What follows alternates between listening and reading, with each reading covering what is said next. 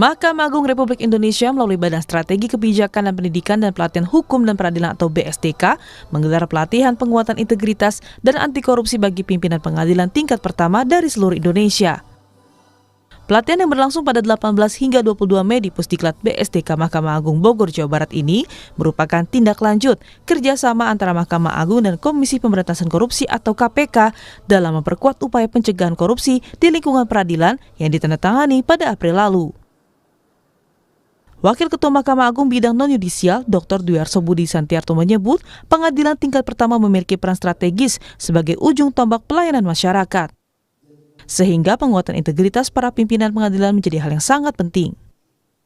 Sebanyak 40 pimpinan pengadilan mengikuti angkatan pertama dari total 200 peserta yang akan dibagi ke dalam 5 angkatan pelatihan.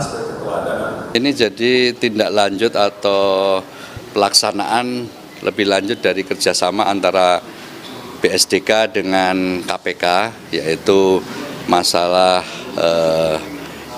pendidikan pencegahan korupsi, khususnya masalah yang dihadapi oleh pengadilan. Untuk itu Diklatpim mengadakan pelatihan khusus untuk para ketua pengadilan, ya, untuk diberikan materi pencegahan korupsi, khususnya peningkatan integritas.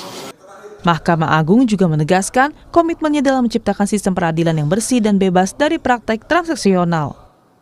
Berbagai langkah dilakukan mulai dari penguatan pengawasan internal, penerapan layanan berbasis digital, hingga penegakan aturan secara tegas terhadap aparatur yang terlibat tindak pidana korupsi.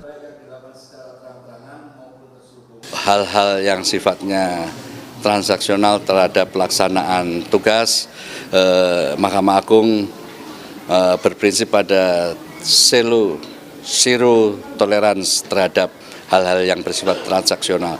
Jadi Mahkamah Agung tidak akan melindungi, tidak akan memberikan bantuan hukum terhadap aparatnya yang terlibat masalah pidana, khususnya pidana korupsi.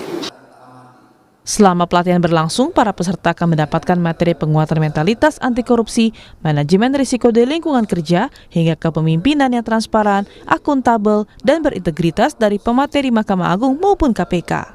Tim Liputan, Kompas TV.